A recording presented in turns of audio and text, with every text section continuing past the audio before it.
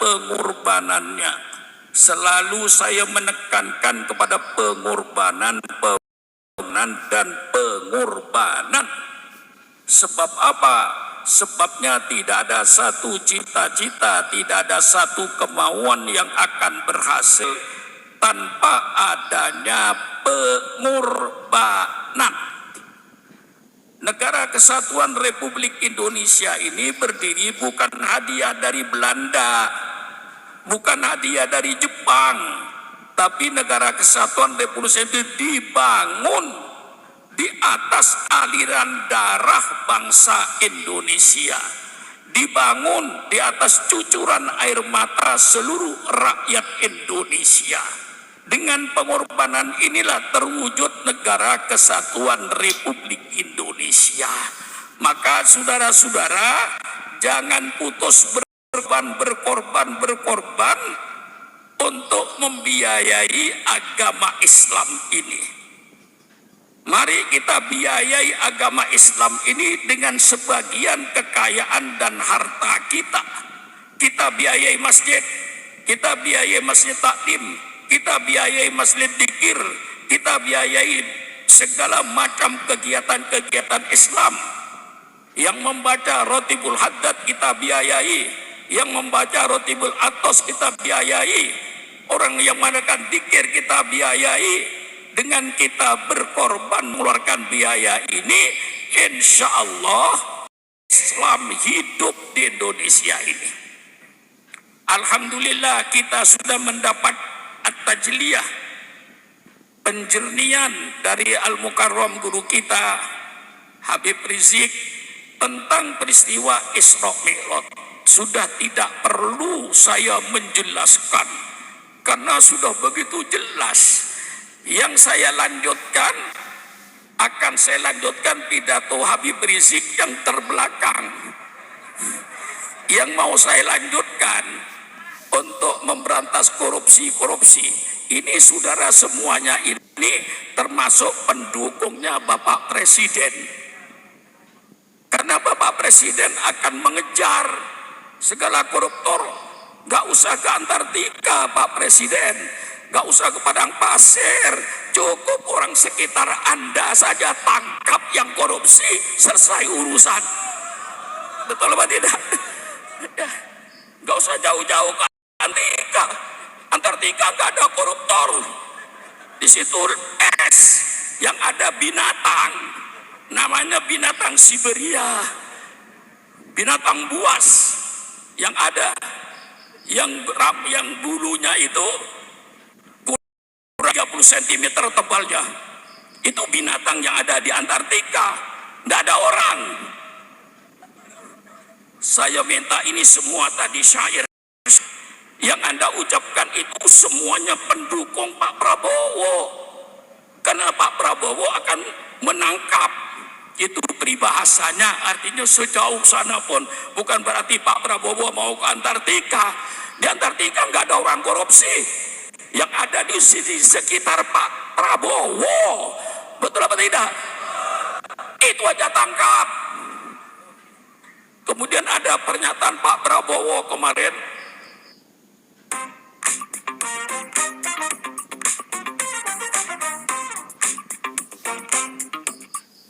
Saya setuju supaya koruptor itu di penjara minimal 50 tahun. Betul kan, Web? Kami dukung Pak Prabowo. Lebih dari itu kami umat Islam mendukung. Kalau perlu 100 tahun. Kalau perlu seumur hidup. Betul atau tidak? Kami dukung. Ini pendukung Pak Prabowo semua ini. Iya kan?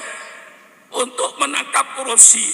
Karena semua akibat-akibat itu dari koruptor. Nah, saya lanjutkan supaya sempurna. Sudah cuma melanjutkan saja saya. Dengarkan sampai subuh. Saya kasih ilmu saudara supaya negara ini aman dari koruptor. Betul apa tidak? Kalau orang sekuler berkata bahwa Islam ini tidak mengatur kehidupan manusia sehari-hari. Islam itu cuma adanya di dalam masjid, sujud, dikir, tahlilan, marhabanan, bungkus berkat, pulang. Itu kata kaum sekuler yang mereka bodoh, tidak tahu ajaran Islam. Islam diturunkan oleh Allah bukan hanya untuk mengatur ibadat kepada Allah. Tadi Habib Rizik sudah panjang lebar tentang sholat, tentang Isra Mi'raj. Itu mengatur hubungan manusia dengan Allah, hubungan horizontal hamba langsung dengan Allah, itu sholat. Kita menyatakan depan sholat, inna sholati wa nusuki wa mahyaya wa mamati lillahi rabbil alamin. Ini hubungan vertikal. Saya mau bicara hubungan horizontalnya. Jadi lengkap malam ini ya. Saya akan bicara dengan saudara bahwa Islam itu mengatur kehidupan manusia sehari-hari. Islam mengatur peradaban berumah tangga. Saya kira para kiai, para habaib sudah menjelaskan bagaimana peradaban Islam dalam berumah tangga, bagaimana peradaban Islam dalam ekonomi, supaya rezeki yang lewat tenggorokannya itu rezeki yang halal. Jangan sampai lewat tenggorokan kita rezeki yang haram. Itu diatur oleh peradaban ekonomi Islam. Islam mengatur peradaban pergaulan antar umat manusia yang berbeda agama, berbeda suku. Islam mengatur supaya hidup rukun antar umat beragama, saling hormat menghormati antar umat beragama, saling menjaga antar umat beragama, hidup rukun. Tapi bukan berarti membenarkan semua agama. Membenarkan semua agama hukumnya murtad, garis miring kafir. Betul apa tidak? Kita cuma sebatas saling hormat menghormati. Orang gereja ke gereja kita hormati, jangan diganggu. Orang Islam ke masjid jangan diganggu. Hidup rukun antar umat beragama, saling hormat menghormati, saling harga menghargai antar umat beragama. Umat tidak usah diajar toleransi. Umat Islam paling paham toleransi. Sudah ratusan tahun di Indonesia umat Islam yang mayoritas, tidak pernah ada perang Islam dan gereja. Tidak pernah ada perang Islam dengan Hindu. Tidak ada pernah ada perang antara Islam dengan Buddha. Itu menunjukkan kalau Islam itu toleransi. Kalau tidak toleransi, kita mayoritas, sikat aja mereka itu. Betul apa tidak? Betul apa tidak? Kalau kita tidak toleransi kepada agama yang lain, mungkin gereja 1 minggu rata dengan tanah se-Indonesia ini. Betul apa tidak? Tapi kita toleransi, menghargai mereka. Jangan kita kasih hati minta jantung. Itu namanya mau membunuh Islam. Nah ini batasnya toleransi, saling hormat menghormati, saling harga menghargai antar umat beragama. Dalil yang paling jelas dalam surat Al-Kafirun, ya ayyuhal kafirun la a'budu ma ta'budun wala antum abiduna ma a'bud wala ana abidum ma abadtum wala antum abiduna ma a'bud lakum dinukum waliyadin.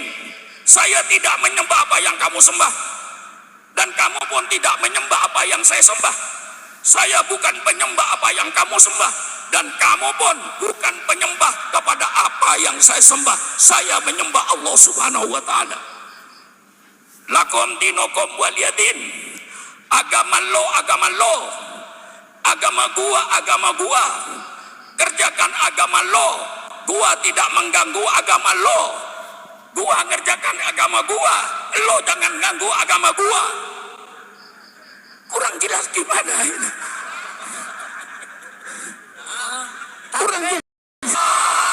Kurang jelas gimana? lakum dinukum waliyadin. Agama lo, agama lo. Agama gua, agama gua. Kerjakan agama lo. Gua tidak mengganggu agama lo. Gua kerjakan agama gua. Lo jangan mengganggu agama gua. Lo gua.